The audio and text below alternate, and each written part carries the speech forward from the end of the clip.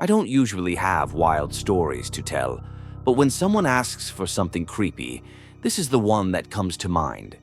I was 16, living in a small coastal town that thrived in the summer but turned desolate come fall. The boardwalk, bustling with tourists in July, became a lonely stretch of wood by September, with only the sound of waves and the occasional gull to keep you company. Our house was a short walk from the shore on a quiet street called Ocean View Drive.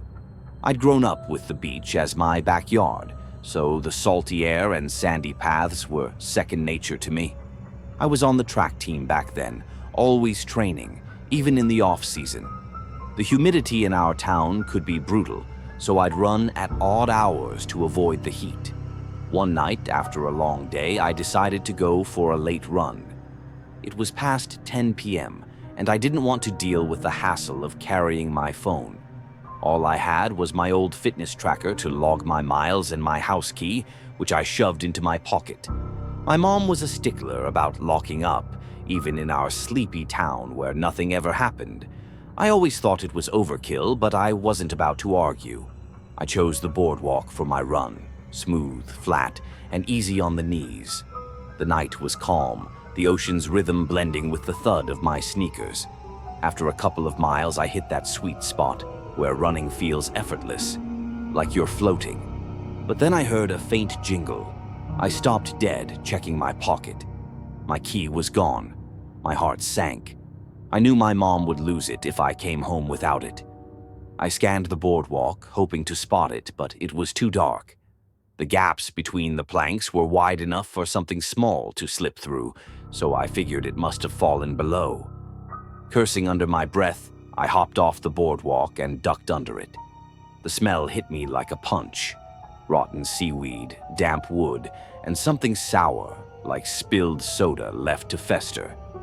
My tracker's dim light barely cut through the darkness. I crouched, sifting through sand and debris, but found nothing. Frustration kicked in. I didn't want to give up, but the stench and the mess were getting to me. I climbed back up to the boardwalk to get my bearings, trying to pinpoint where I'd been when I heard the jingle. Then I had an idea. I untied one of my shoelaces and threaded it through a gap in the planks, letting it dangle as a marker. As I stood up, the lace yanked downward and vanished. Not a tug, not a snag, it was pulled. My stomach twisted. Someone was under there. My first thought was my key. Someone must have grabbed it. Anger mixed with fear. Our address was on the keychain. I couldn't just let some stranger have it. Against my better judgment, I went back under. The air felt thicker, oppressive. I moved slowly, my tracker's light flickering across the sand. Then I heard it. Soft footsteps, not mine. I swung the light around but saw nothing, just shadows and beams. The footsteps came again, this time from another direction. My chest tightened.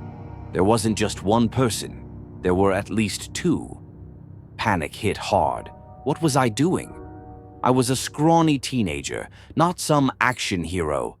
I turned to crawl out, heart pounding. That's when something grabbed my wrist, cold, bony fingers, gripping tight. I screamed, yanking my arm back, but the grip held. I thrashed, kicking wildly, and my foot hit something solid. The hand let go with a grunt.